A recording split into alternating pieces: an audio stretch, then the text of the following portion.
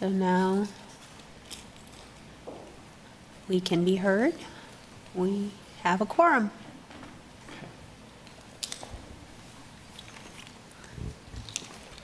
Ready? All right. Hey, everybody. Going to call the meeting to order. And we're going to start by, Housekeeping sure. items. Okay. Go ahead. Good evening, everyone. I'm Kathy Richardson, the Director of Sustainability. A few housekeeping items for tonight's Zoom meeting. This meeting is being recorded and broadcast on the city's YouTube channel and cable channel 25.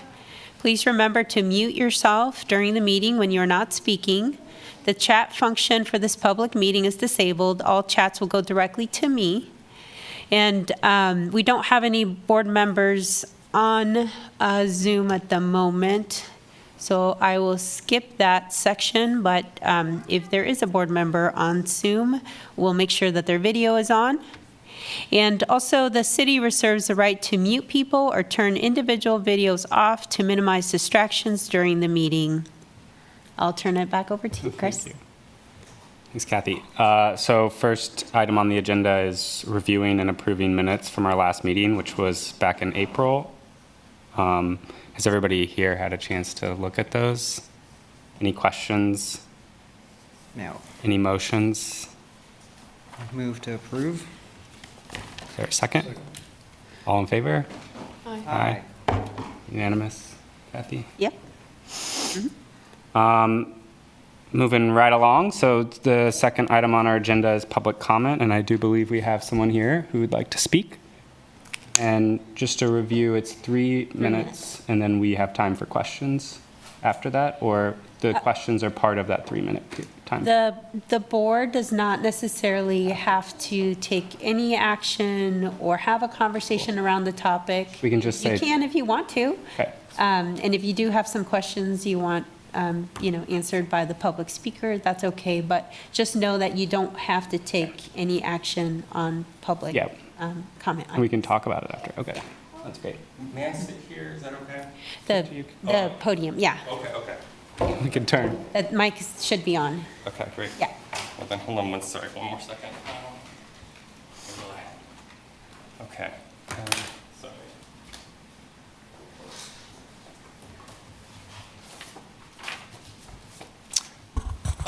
Good evening. Hi.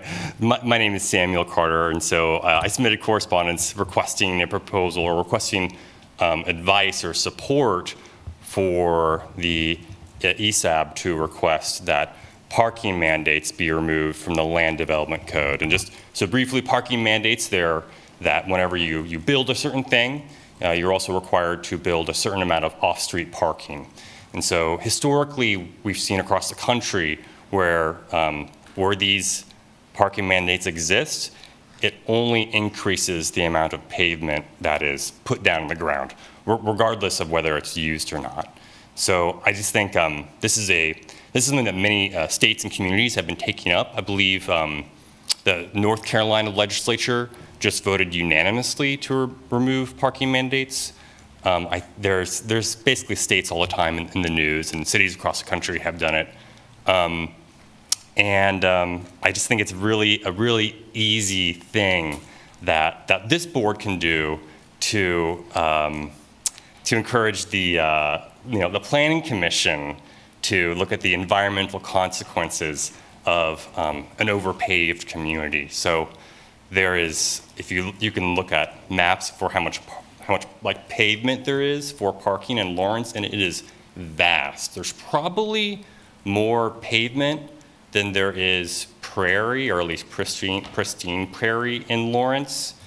Well, just the more that's required, the more you'll get.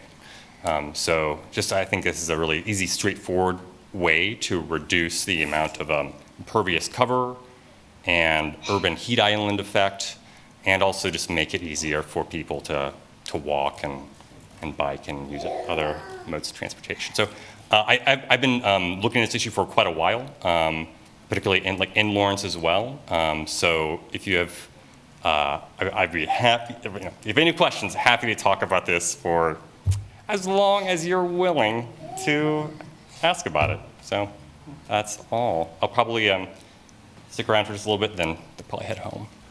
Thank you very much. Yeah, of course, thank you. I have a question. Yeah. I have no background or context on this. Could you give an example of where this is a problem and what does it look like and what an alternative to this would look like? Yeah, so in the land development code as it exists right now, there are primarily three different types of parking requirements. There's one requirement that is for residential development in existing neighborhoods, that roughly it's about one parking spot per dwelling unit, which is an improvement over how it used to be. It used to be like different types of developments would require different types of parking, tables. It was very complicated, and a lot of it was like not really well that thought out, frankly. So you have that. That is one. The second one is for commercial uses in residential districts. And so this would be someone who wants to open up a hair salon in their neighborhood, for instance. They still have to get a special use permit, like they still have to go before the planning commission and show that their use wouldn't cause any transportation harms. But they also have to provide an amount of parking that is like very like suburban, basically. It's like the numbers are just for a suburban context, so like kind of puts the small businesses in a catch-22. And then the third one in the land development code is for accessory dwelling units, like kind of little like granny flats, kind of what you would build for your aging parents in your backyard. They're only required if the streets are like too narrow, or if you build the house at the same time as the primary domicile, at the same time as the ADU, which doesn't really make any sense to me, except as like an anti-ADU measure. I don't really know what the rationale for that really is.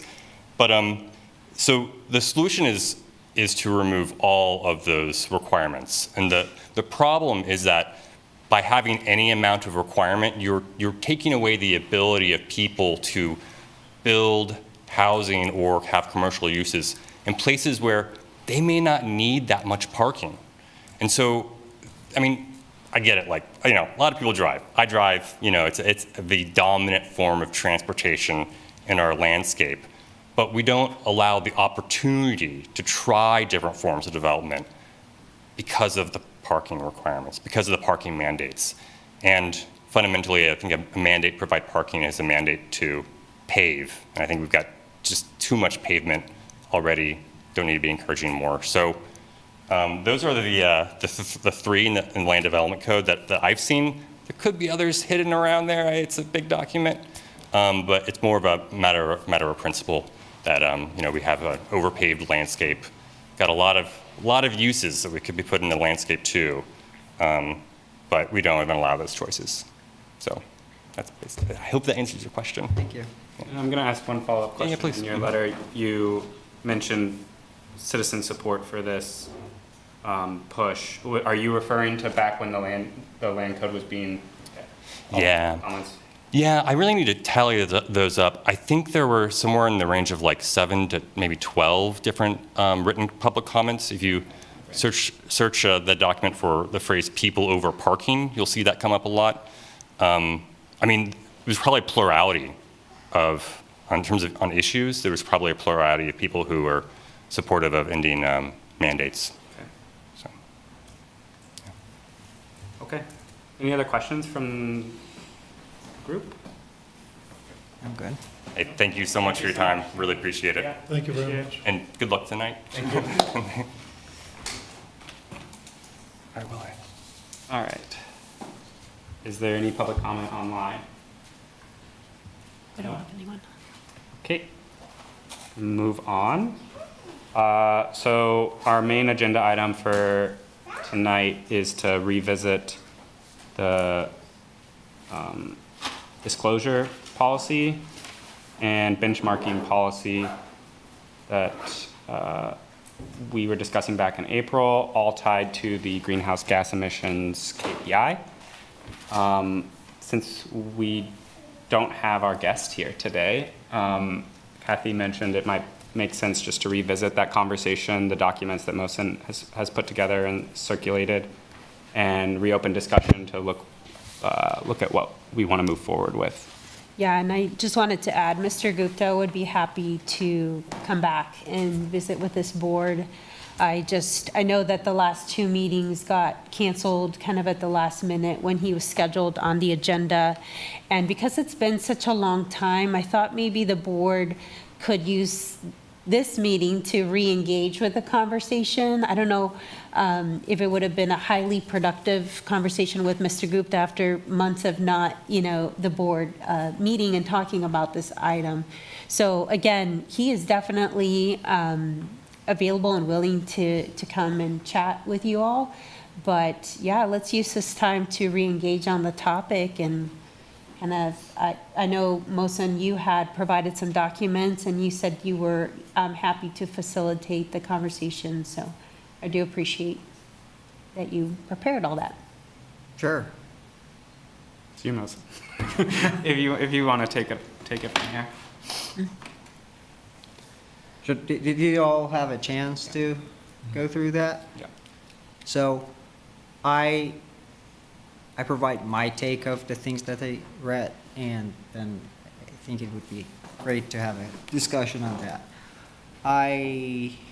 First of all, that having an ordinance that is in line with this disclosure idea is not a novel thing. It's been adopted all across the country. And it has taken different shapes and forms. So in some places, it's a mandate to disclose. In some places, it's like a registry of housing stock. Some places, it's a certificate of how efficient a building is. And there's different types of resources that would need to go into any of these approaches that could be taken. And to my view, the most achievable one would be the Kansas City one. Apparently, Evergy has a platform to share whole building aggregated data to landlords, and so the city requires landlords of certain types of properties, not all properties, to submit their annual usage to the city, and I think they have a centralized platform for making those data public and use it as a benchmarking thing for people to look up. So as it was mentioned last time, this disclosure and benchmarking should go hand in hand to make sense and to have a positive influence. And I think this way the administrative burden of doing this is reduced because landlords submit it, and compared to other ways like, I don't know, doing it through inspections or other things, this is something that Cheaper. they do. And at the same time, we were thinking about this by requiring landlords and property managers to disclose this information. If it's available via the city website, then they just need to let the let the people, the renters that know that this information exists on the city website. So that's the way I think about it so far. And I tried to come up with a template for such a policy, and I wrote it a couple weeks ago and I read it today. It's not good at all at some parts, but that's a start. We need to start and keep refining and improving. And yep, that's it. Open it up for comment. People, questions? It all sounds like a good idea. I mean, I think back in April, we discussed getting some comment from people that are either actively renting or actively renting out units and seeing if there's some unforeseen issues with it. It would be better to get that information before, submitting something in any kind of final form. But thank you very much for putting it all together. From everything that I saw, it looks like a very good idea. But as somebody who isn't renting properties in Lawrence or not renting the mountain, I'm not renting one right now. So it'd be nice to hear from people that are on both sides of that argument, just to see if there's something hidden in there that we're going to create problems without getting the outcome that you're looking for, which is getting people information. You'd also talked about using the Energy Star benchmarking, which is great, but I think Energy Star is getting defunded, isn't it? Yeah. That's an example. Actually, it looked like a great tool. I was on their website, and it looks like a fantastic tool, but if they're going to be gone next week, There's a lot of equivalents out there. DOE has another one, or they are phasing out institutes like, I don't know, I don't have anything in mind, but Rocky Mountain Institute, or there's many similar Yeah. tools out there. So, But the overall idea that you're presenting to get information to the renters so that they can make informed decisions is fantastic. It might also create an environment where people want to make their buildings more efficient because it's good marketing as well as just being good for the environment. So if we could do that, yeah, it sounds great. It'd just be nice to have input and make sure there's not some hidden cost in here that we're just not aware of. yeah, absolutely. On the public comment side, I think there should be something in place that we say, this is what we're thinking about. We're not Yeah. sure about anything in any of these. These are just some suggestions. And if we are vague and we don't know what this means, and we are supposed to be the experts in this, then it's going to create more frustration if we Right. don't know. And I definitely agree that it shouldn't be like going to the city commission without getting public input and property manager input and all sorts of things. But I think before that, we need to get to that clear vision. And what was the second thing that I wanted to say? Oh yeah, and this, if we think about it as like a centralized data source that the city has, it not only helps the renters, it can also become a resource for the city, for the planning department, for all the grants that the city gets and is supposed to invest somewhere, but it helps to identify those neighborhoods or census tracts that require targeted actions. Didn't we have a And- conversation, though? And I know it's just been a while, so I apologize, and I'm unprepared tonight. I usually have better notes. But where I think you had said, Kathy, that the city generally doesn't have any funds for this kind of thing. So saying that the city's going to have to pick up overhead of any kind, be it even aggregating data and making it available on a website, can be problematic. Yeah, and it's, the staffing resource is what's Yeah. not there. Yeah. And especially when we're talking about planning and development services. I think we've, I mean, otherwise, yes, great idea, but it's a non-starter if there's no way to implement it. And we think we had talked about some potential other ways of doing the same thing Yeah. to get to where you want to be, where people have the information. There's also, you brought up the question of, and it's an ongoing problem, but do you finalize your thoughts before asking for input, or ask for input when things are messy and confuse people?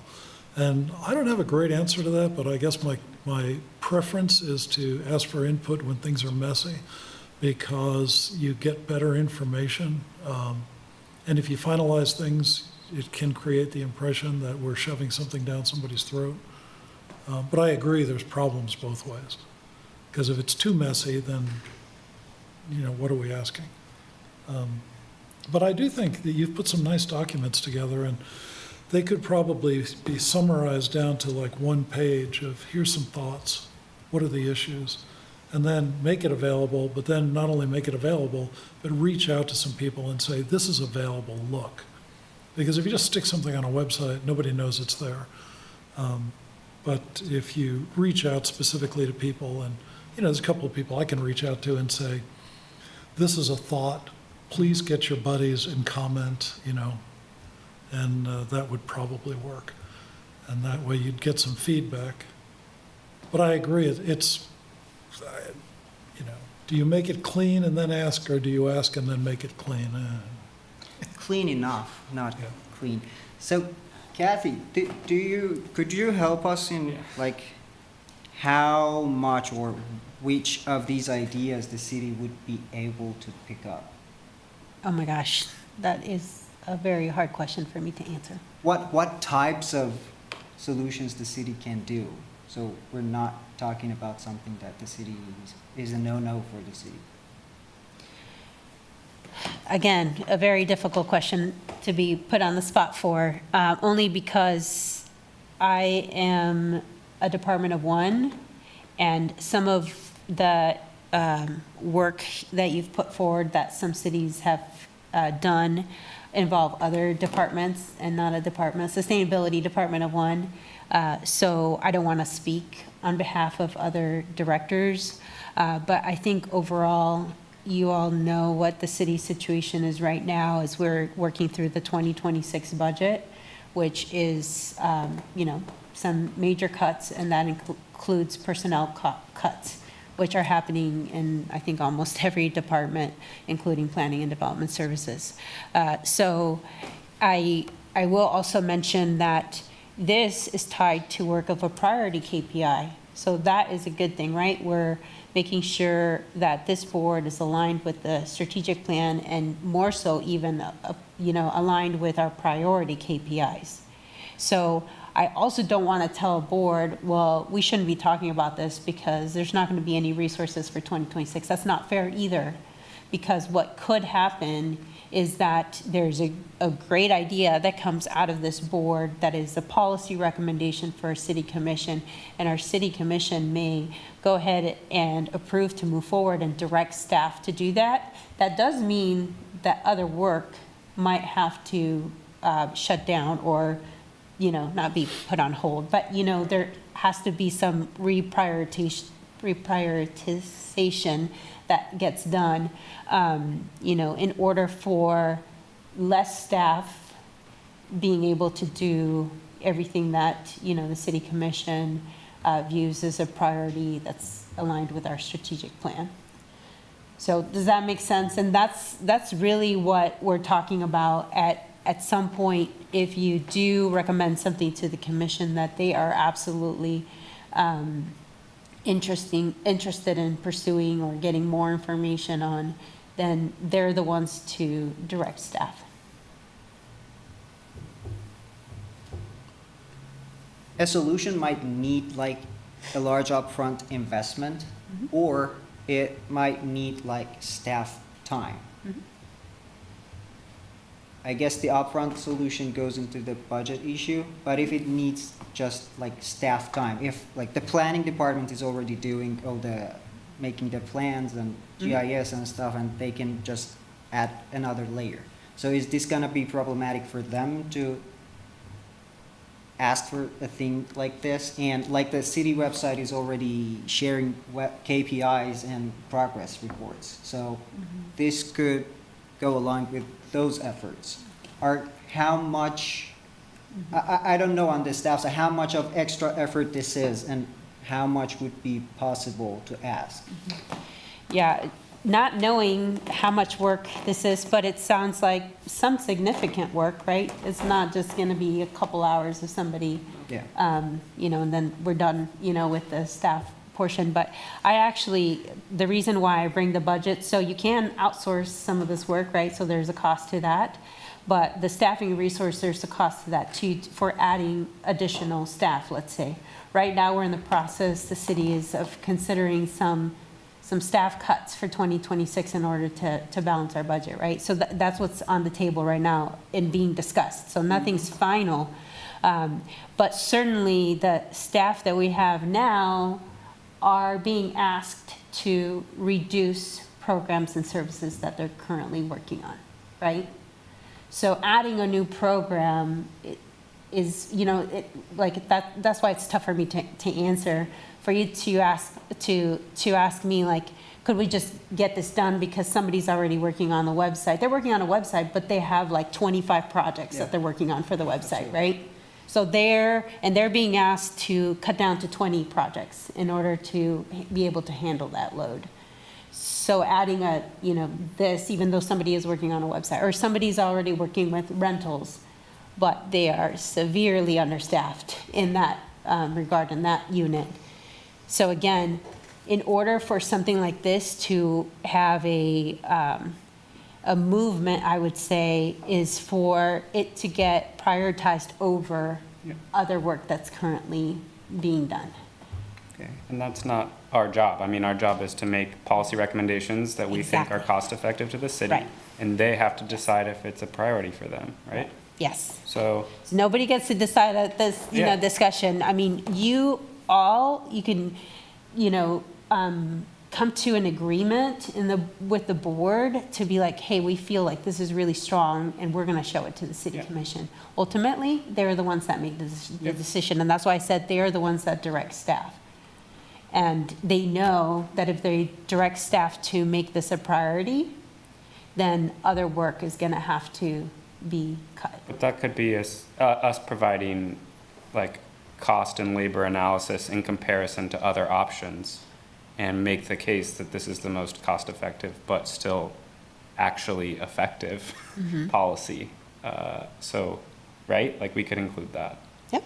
Okay. Include I've heard some discussion points that are super helpful before going in front of city commission. So talking to renters, Yeah. talking to landlords. Yeah. If the Kansas City model is something that interests the board, talking to folks that are involved in that in Kansas City, and how it Is the, just getting more information. given just the reality of the budgets, is implementation in our purview? I mean, because a lot of these things you're talking about are trivial. I mean, absolutely trivial, and you could reduce the workload to very, very little by and you talk about like outsourcing web development and that, heck, I can get that for free from somebody. I mean, we can do that stuff. You're talking about feeding data into an already public database and then doing some aggregation and presenting it in a web form. It's completely trivial. Is it within our purview to say, this is a good idea, and if you do it this way, it's going to cost you almost nothing? Or is it that outside of our purview and all we can do is say, this is a good idea, you guys figure it out? It seems like, given the budget realities, it would make sense to drive it a little farther and say, this is a good idea, and here's how you do it cheap. But if that's outside the purview of what we do, then there's no point in heading down that path. But it's a very good idea that will, be very useful. And again, with the technologies that are available, there shouldn't really be much to this.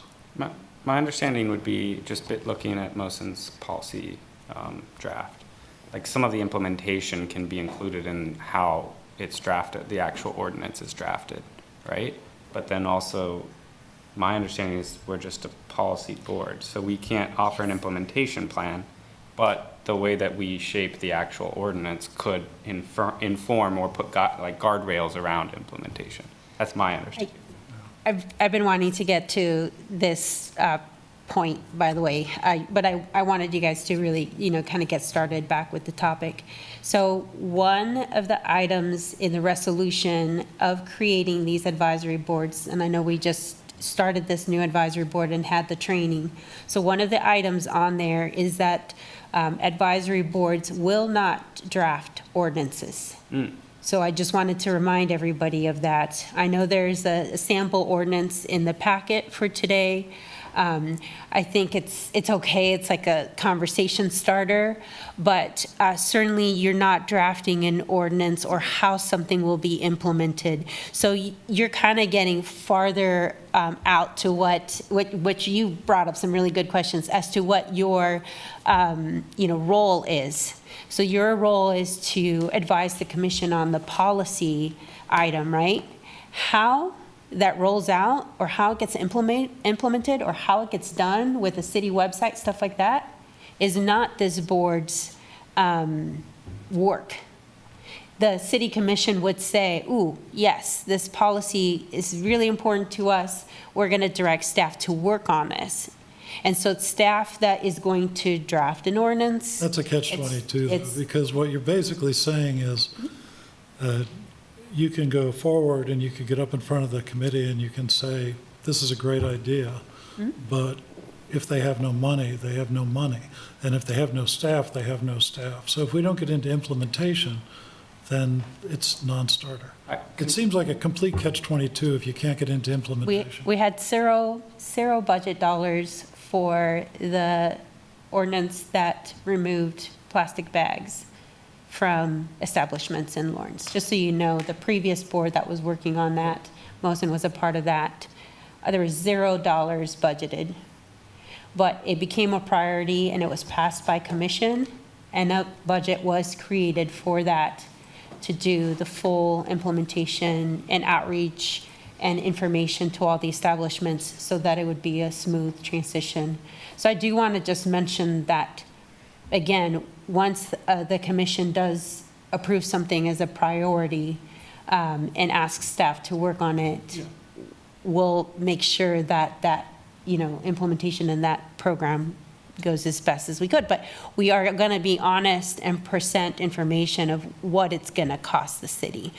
That doesn't mean you all can't do some research too and say, well, we hear that, the city staff thinks it's going to take 2 full-time staff. We don't agree. This could be done by X, Y, Z, or it's okay to have some of that, background information. Not to be, in the middle of something where the board is disagreeing with staff, but I don't want to tell you that you absolutely can't find out what some of this would cost or what the staffing requirement like for Kansas City is, and then how do you get that information and translate it to what it would be for city of Lawrence, which is much smaller.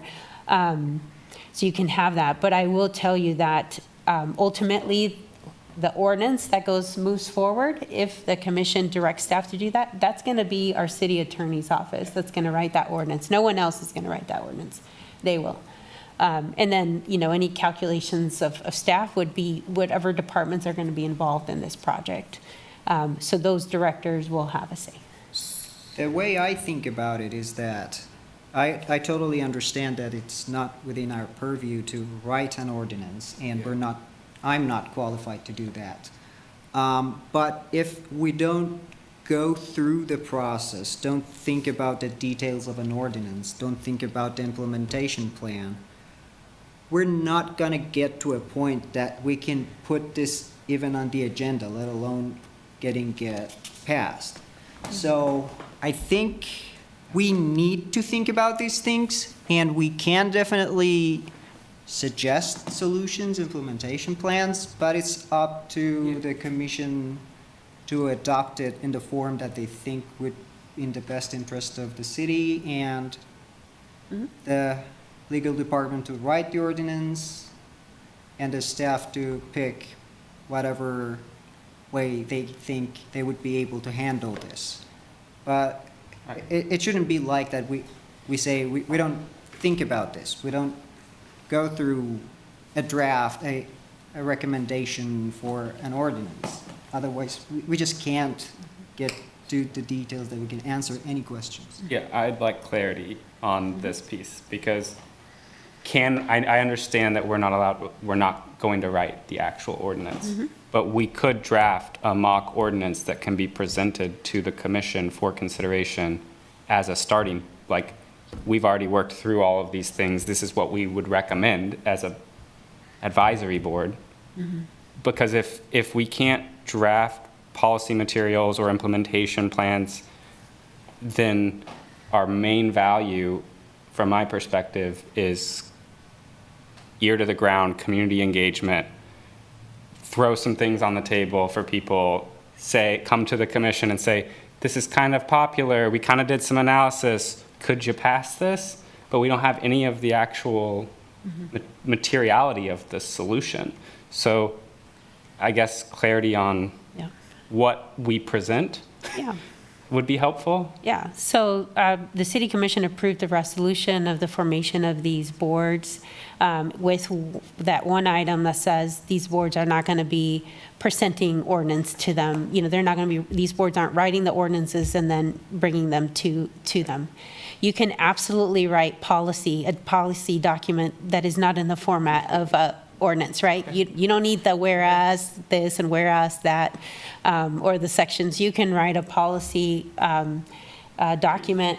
You know, Mosin has had a lot of those type of just, here are some of the main points. Here's like the bigger goal, right, of the policy of what is to achieve. And then here are like these three main things. If you want to consider, again, it's not that you can't work through thinking about implementation. Absolutely you can. But, and like Mosin said, you can think about it. You can talk about like, this is how the board thinks it could be implemented, but he knows that ultimately it's going to be the commission and city staff that determine how it's, you know, how we can do it, right? So I don't want to say like you just can't even get into that conversation. You absolutely can. But there is ways to write that whole policy document, just not an ordinance. And I don't think you'd be missing anything by not providing an ordinance format. Okay. I think you could put it all in a page or two. And we could include implementation recommendations within that report, but it's ultimately up to the determination of the commission of whether they agree or it's worth exploring. Yeah, you can absolutely, you're recommending the policy to the city commission. And so all aspects of it, I think the commission will ask you lots of questions. So knowing some of those answers, like, you know, like, I think that one of the things they were very interested with the plastic bag thing is like, how are you going to get the word out? Like, how are we going to, and that's an action that staff actually does, right? We have a co-working as an individual. I think Mosin had that situation here recently with one of the articles, and he kept saying, hey, I am an advisory board member, but I'm not speaking on behalf of the board, because you don't have the board hasn't sat around the table and said, okay, Chris, you can say these 2 sentences and, you know, we sign off on it or whatever. So just make sure that if it's something where you're going to be talking to the media. So when you are going to be talking to individuals, like this board used to talk to establishments about the plastic bags and, you know, how many do you have and is this an issue and blah, blah, blah, all that stuff. You can absolutely assign that. So like you could say, hey, each one of us is going to go talk to 5 renter friends or 5 renter acquaintances and bring that feedback back to the board. Maybe one person wants to do all of the gathering of the information. So however you want to do that, that's up to you. You can absolutely talk to landlords. I think it's important to, you know, be very clear with them that you're one of the board members of an advisory board and you're just gathering information, that this is not policy that's even been brought up to city commission, just so that some landlords don't start you know, going on social media and saying the city's gonna pass this, you know. So just being clear with whoever you talk, like, you know, you're just in the research phase, right? If you do want to talk to another community, absolutely, just again, clarify what your project is and, what kind of questions you have for them. So no problem there. So data collection and community engagement happens, it sounds like, rather informally, individually. There isn't a requirement that we hold another community engagement session that's public. When it comes to community engagement, like it's a scheduled thing, like an open house or something like that. Like if we wanted to have all of the property owners, like renters, as separate groups come, or as both groups at the same place. And we wanted to host that and publicize that we were having a conversation about this. We can or cannot do that as an advisory committee. I would say I would want to get some clarification from the city clerk on that, because I think what first popped in my mind was to say, the city is who hosts and schedules and does all of that. But, and by the way, there's community engagement in all levels of this. So right now you're doing, I call it more research, but if the city commission were to really get some interest and then direct staff to start working on this, then there'd be levels of community engagement there before something like this would launch. Just the same thing as like the plastic bag ban, right? There was community engagement throughout the process, but the advisory board did have some of that initial. I don't think they ever set up like a big kind of open house conversation, anything like that. But they did talk to a number of establishments. Yeah. But let me find out if the board wanted to, just bring some folks together and have a conversation of, what that could look like for an advisory board, or if it still needs to be led by staff, or, let me find out. I don't want to say no, or I don't want to give you some misinformation. But just knowing our options on Yeah. how we do that data collection and who we're talking to, and I think that'd be helpful. And it's just a piece of the big group that I need to get clarification. The going individually and talking to folks, you guys, you can do that. Yeah. Okay. One of the things, listening to this, I guess the thing that would make the most sense to me is that we take the information that Melissa's already put together, we knock it down to like a one-page bullet point. To do that, a one-page set of bullet points. In order to do that, we would probably have to talk, out of the public and just kick emails back and forth and say, does this look okay? The normal way you develop that kind of thing. Is that okay? Are we allowed to have a conversation that's not public? No, you're not.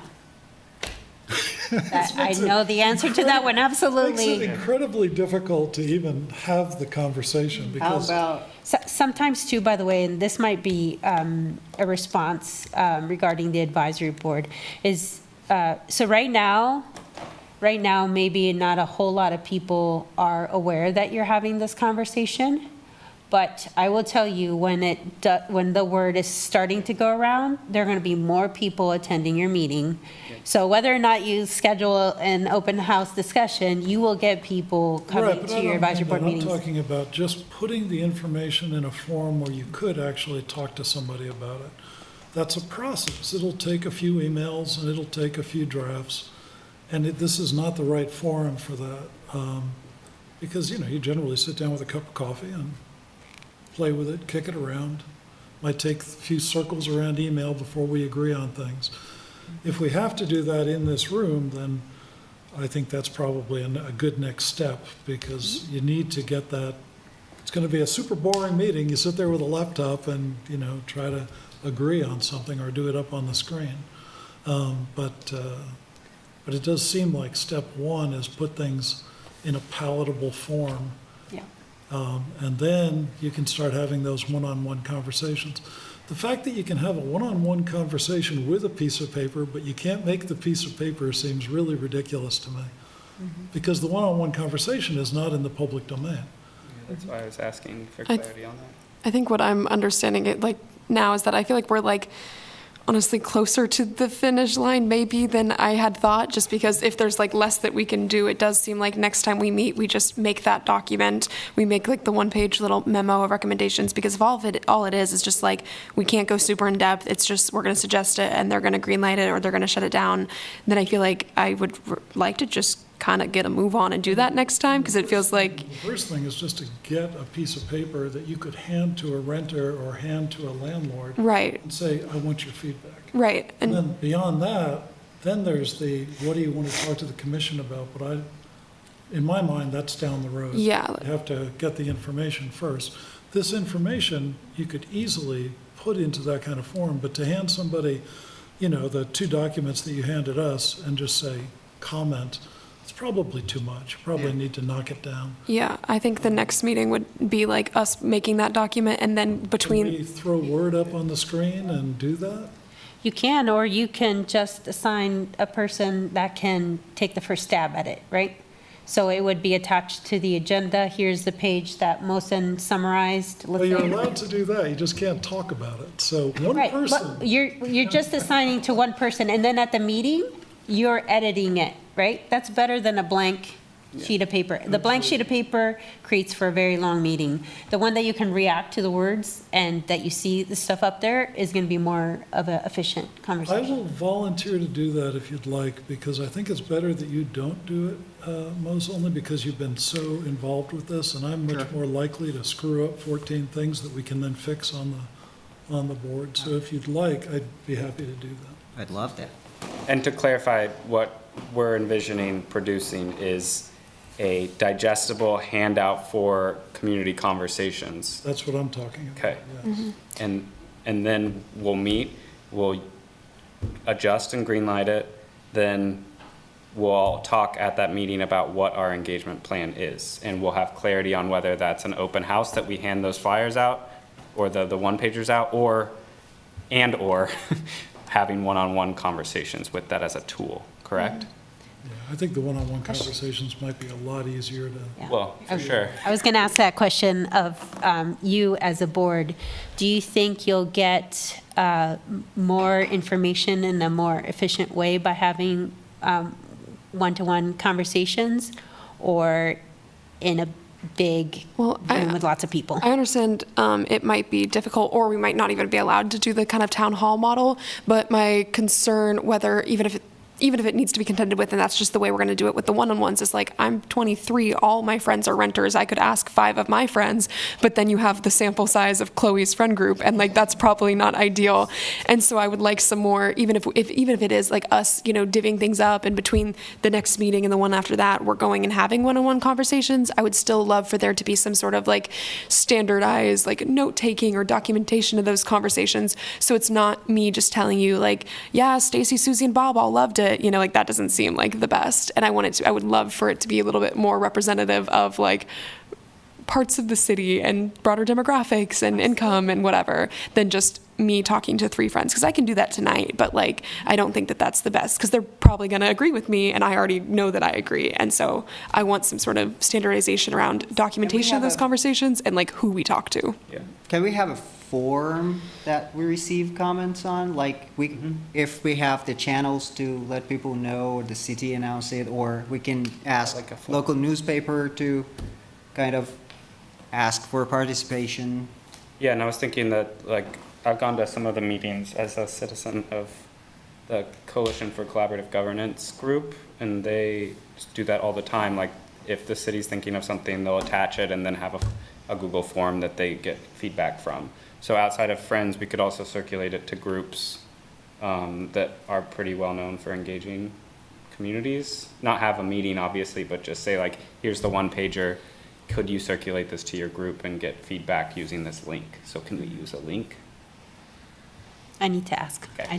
I don't want to I get. think, so next meeting, it sounds like if you're okay drafting the first version of this handout, It will need a ton of editing. it's okay, appreciate it.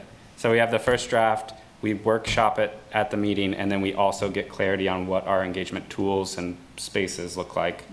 And then we move forward with a plan that clearly identifies like how we collect data, what we're collecting, all of that.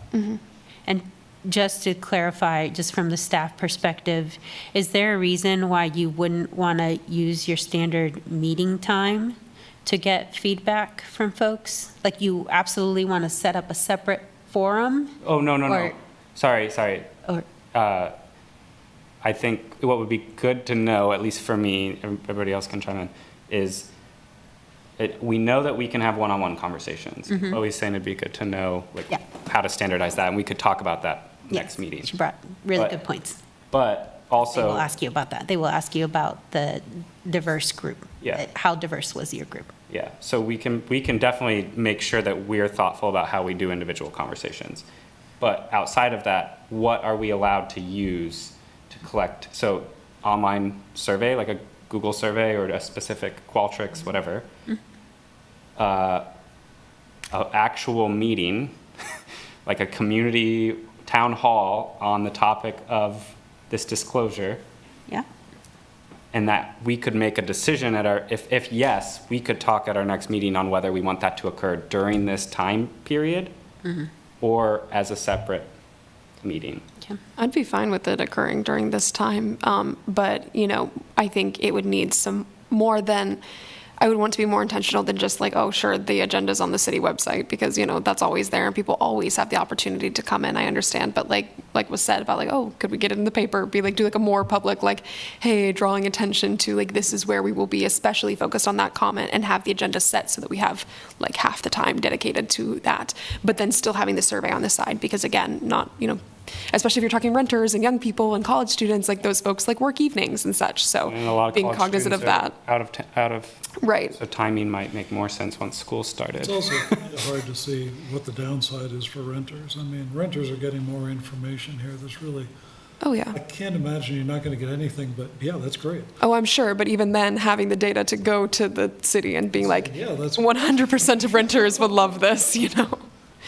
Even if it is in the positive, as I suspect it would be, you know, still keep open to anything else, and then even having those positive numbers are helpful. Having the conversations is good because there may be a downside that's just not clear to us. Yeah. I can't think of one offhand.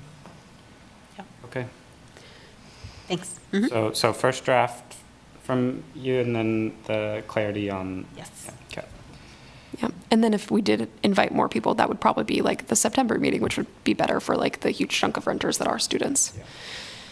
Is it normal to have this many cancellations? I mean, I think I'm getting to the end of my year here, and I've maybe been to 4 meetings, and I've made them all. Is it pretty normal that there's just huge gaps, you know? Because it's hard to continue a conversation. Not that I want to go to a lot of meetings, but it's hard to continue a conversation when we have 3-month gaps. Absolutely. Yeah, I'm just speaking on the experience with the former Sustainability Advisory Board. I think maybe one time it didn't meet a quorum in like a 2 to 3 year gap, you know, timeframe. So that's how often they did meet every month, pretty much. I think it only happened one time that there was not a So quorum. this is unusual, that, This is, and here, let me clarify. The former board, there were more members. The new advisory boards that were formed recently are all at 7 members. And I have heard, so just passing along, I have heard that some of the other boards have had some issues with having a quorum during the summer months. So that seems to be where Just there's less wiggle a room. gap. And I will say, 2 months ago, when the meeting, I mean, we were here, we were getting started, but didn't have a quorum, it just happened to be that 2 board members had just, I mean, emergency situations where it was out of their control. It was just one of those things. And then last month, again, lots of folks were traveling, and even issues there with getting a flight back to Lawrence in time. So I will say that it seemed like those were just like not common things. They just, you know, had happened in a row, so. but it could be that the group size has just gotten smaller and the quorum is the same, so it doesn't take as many absences to create a problem. Yeah, quorum is 4, you need at least 4 members of your 7. In the former board, there are 10 members, and actually, a lot of the year, they carried like 1 or 2 vacancies, so they didn't even have a full 10 all the time. But there was consistent attendance. I will also mention, previously, most of the board members were online and not in person. With the formation of these new boards, new board members were asked that the meetings be to the most of your ability to be able to be here in person. That's what they were wanting, versus all online. So I think that sometimes attendance is better when it's okay to just dial in from home. Maybe that's what's happening too. I don't know. But I did hear that there are other boards that had issues meeting quorum the last couple months. So just letting you know, it's not the only board. Since we have a game plan for next month, the only other thing is if we would want to talk about public comment today on the parking. Yeah, so I'm like very jazzed about this. Like, this is something that I'm personally and like huge support of. But so I guess the ask is just like to tell the planning commission that we support this. And so this to like, I don't think this is asking more work of us other than like if we were to vote and say like, send a message, hey, we like this. Is that all this is? Not to push this kind of summary, but ChatGPT is great at those, by the way. But this has been a big topic in a lot of areas, and if you wanted to volunteer to put together just a very quick, this is what happened in LA, this is that, maybe communities, Lawrence, something that's Sure. a little more educational so that we're starting from a little better place. Because right now I don't know much about this, and when, he presented it very well, and when you start saying no parking, well, that sounds like a problem to me, because Yeah. if you're going to build a 500-place apartment that's got no parking, that's a problem. So I don't know quite where we are in terms of the new planning requirements, or land use, or whatever that's called. And I don't, there's got to be somewhere between everything's grass and, too much. And right now, I have no idea where that is. So if you wanted to try to summarize that information, again, that I think would be incredibly helpful. Yeah, I could do that. And that moves us forward because, we're responding and not just ignoring something that is probably a real problem. Yeah, I'd be happy to put something together for next time. I think, yeah, like even though it's like no specific requirement, obviously there's still incentive for business owners and developers to like have reasonable parking. I think it's just one of those things that people, I think where we lose a lot of walkability in communities is the assumption that like we need to have parking or no one's going to come to our business. And then you end up having the building so spread apart because of that you sacrifice like the thing you were trying to solve in the midst of all of that. But yeah, there's like a lot of organizations and like communicators that I really like. If y'all are familiar with like Not Just Bikes and Strong Towns and like those types of folks that that's where most of my background on this comes from. But I can look to similar examples of other cities, try and make a little presentation or something or a memo, bring that next time. That'd be great. There's also, there's that little community over by Theodore Lawrence. I can't remember the name of it, but they built this cute little 1950s community back in there. And, it'd be a perfect place to put a little store, a little this, a little that, no roads, bikes, you park somewhere off to the side. Your whole community is self-contained, walking, biking. If there's parking requirements like this, even if somebody wanted to build something like that, they probably couldn't. Yeah. So Because I think it all stacks on each other. Like you have the perfect image of like a Hallmark movie town where it's like, oh, you live above the bakery. But then if you need multiple spots for like both the apartments above the bakery and the bakery, then you're duplicating efforts with all of the parking. And then you're just separating you could folks. just put something together that basically says, is this or is this not a problem? Sure. That would be fantastic. But yeah, but then once I come back with that information, my question still is, I think all he's asking is just that we like, I don't think that like, if we all are in agreement with it after I present or something next time, it seems like all the ask is just that we tell the city commission like, hey, this has our support and this doesn't require more continued time from us. Is that correct? Or is that the ask here? I think that's the ask, is like a letter or a proposal of this being another solution to, but I think from my perspective, either in your write-up, if you want to tackle it. Sure. Or do a first go, or as a conversation is what KPIs does this tie to within the strategic plan? Because being clear on that will make it more attractive. Yeah, and to be honest, I don't understand what the problem is. The email says whenever new housing is built, they are asked to have parking. So This how is, so I can talk from my neighborhood. Sure, This was, the land development code was a big to-do.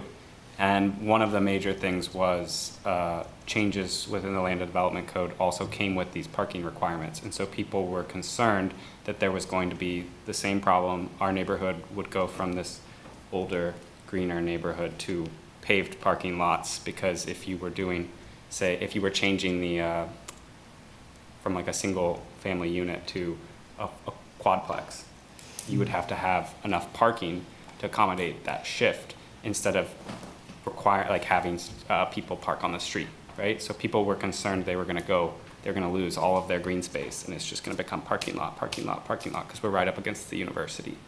So this is the concern that I've heard from residents. but you know that, as Dave said, if we're saying just lift that mandate, what's the solution there? People Well, yeah, need to have parking. students will still have cars, and they can walk and bike Lawrence to campus, but yes, they'll still have cars, so where do those cars go? And I think my neighborhood in particular is a good case, because at the same time that was an issue, the city is also talking about doing like a parking pilot on street parking, because we are near campus. And so there's other solutions that are being put forth of, you can still have a car, you can park on the street, you don't need 4 parking spots, you might need 1 or 2. And then there's this other solutions, like they're talking tech platforms to make sure that your license plates are registered with the dwelling and somebody comes by and checks the license plates. So I think there is like a fear that we're conditioned with, that like it's gonna go to 0 parking, and I don't think that's the case, because like cars are still so dominant, and like there are like market forces. Like if someone's like looking at an apartment and they are like, oh, this Yeah. parking is terrible, like they're probably not gonna choose to like buy or rent there. So there's still those market forces, but like, yeah, there is like a little bit of a, okay, well then you can walk or you can take the bus. And also I think those are, the current standards in most places are like maxed out for like if everybody does have a car, but like that is not actually the case. Like it might be the case for like certain like middle class folks or whatever, but like for some college students or some other folks, like we have parking spots for people that rent or live there that like don't even have it to begin with. And so it's like unnecessary. And I can look again at like similar cities, because like the word on the street that I've heard from like other cities is just like, yeah, like generally like that's like they have removed it, and like they have like we have that fear of like, oh my God, what's gonna happen? But like that usually it's fine, just because again, some will still exist because of the market, but then people will just be incentivized to like people that were like on the fence of like, you know, I don't really need a car, I just kind of have it because it's the norm or whatever. Like then maybe some people just like take the bus or walk more, or because you are able to build closer together, then the need for the car becomes less, because you're not like having giant parking lots between buildings. Like I think the big selling point for me, having lived in like, I've lived in Olathe and Topeka, so I've only ever like lived like right around Lawrence, you know? The big thing is like in those other communities, you always hear people be like, oh, I just want to live in Lawrence. And like that's like a real asset that we have. But when I ask other people like, well, why do you spend your weekends in Lawrence and like not here in Topeka? The thing they would always say is like, well, they have Mass Street. And like the thing that's dreamy about Mass Street is that you can just like, you know, you can go park at the library and you can just walk up, and then you can not be in your car going from place to place. But in those other communities I've lived, you really do need to like get back in the car every time. And so like you're not going to go to as many stores or coffee shops because there's just that little bit of extra friction. And so like preserving the density and the walkability, I think, is something that like even if people have the initial like, oh, I need my car, like that fear that we have, I think once they experience a place where that is not a requirement, they realize that they like it a lot better. So it's just because of their previous experience that they feel that they have that need, but it's something that people will actually be a lot more flexible with in other cities where they've made similar changes. You know, 2 points on this. One is because this they just passed that, what do they call it, the land development or whatever, that was just passed. So nothing's going to happen on this in the short term anyway. Yeah. It doesn't mean we can't recommend something on it. The other side to your walkability, I love the idea of a downtown that you can just walk, and the Lawrence downtown is fantastic. But it also has a little bit of the Yogi Berra, nobody goes there anymore, it's too crowded. I very seldom go downtown because it's a pain to park. I mean, that is the primary reason that I don't go downtown. I could walk, I don't. Parking downtown is a massive pain. And once you're parked, you're fine, because then you can walk everywhere, but parking is a pain. And I do think that keeps people out of the downtown. So, Yeah. but I like the idea of a summary, and I don't have any problem with, this group saying, this is a good idea. Next time it comes up, please think about it, and here's some information. I think, and I guess I'd just like to summarize too, just it sounds like a big part is by removing this mandate, you're allowing for special cases where developers or renters or homeowners actually don't want to build it. So it's effectively, it's still probably going to happen in a lot of cases, right? But in those unique cases where somebody has an idea to put a bakery on the corner of this residential area, they don't have to do it if they don't want to. They can take the risk of not adding parking. Well, I think part of this, I'm certainly not on board with saying there's no mandate of any kind. So I think part of this is just collecting information and saying, what could we agree on? But, to say no mandate of any kind, I would agree. I think that's problematic. One of the things that's like most worrisome about like the housing crisis is like there is like a crisis of underdevelopment in a lot of communities and like just like not building new where new housing is needed. And I think a lot of that is because like the red tape is just so burdensome. And so again, I think that like they will still be incentivized to have a reasonable amount of parking, but just giving them a little bit more flexibility and like not knowing that you can just build the ADU and you don't have to like also pave over an entire field. Like that also brings down builder cost and time and then can create the incentive of like you can have some more like nimble development rather than just like, oh, there's so many extra add-ons that I need to consider first too. Chris, I wanted to just make sure that you all have this information if you do draft something, that you're going to move forward. It's good to know. So the resolution of creating the steering committee for the Land Development Code update included a seat for somebody from the Sustainability Advisory Board. So that person served on there for a year and a half and spent lots of meeting times, lots of discussions about parking and natural spaces and all sorts of stuff. But I just want you to know that the City Commission made sure that there was a sustainability person at the table while drafting the update for Land Development Code. That doesn't mean that everything, and that person would report to the full board, and the full board would give that person questions or comments on some drafts, and that person would then take it to that steering committee and have that conversation with the other steering committee members and the consultant. So there is somebody, and again, this is not the same board, but similar in its intent of the commitment to sustainability. So I just want you to know that there was somebody that sat through the whole process. That doesn't mean that everything that the former board had asked for resulted in, getting that way in the final document. There's certainly some things that I think we had even additional like subcommittee meetings with a consultant on. I know Ben Sykes was also very involved, the chair, who was not the steering committee member, but there was additional items that the board felt very passionate about. So I just wanted you to know that the former board did spend a lot of time on this and did make a lot of recommendations. That doesn't mean you can't, but the city commission will remember that there was somebody from the Sustainability Advisory Board that sat through this process and provided their feedback and suggestions and stuff like that for changes, parking included. Well, I mean, from my perspective, my understanding since I joined was we have a new strategic plan with very specific KPIs we're supposed to work on. We just had a community member bring an idea.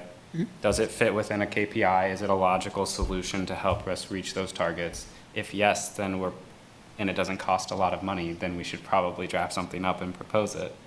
But if it doesn't, then I guess we have a conversation, because I'm still unclear on things that might still be think- good from a sustainability perspective, but don't hit our KPIs. mean, From a very selfish point of view, I don't know where we were, I don't know where we are, and I don't know where people want to go.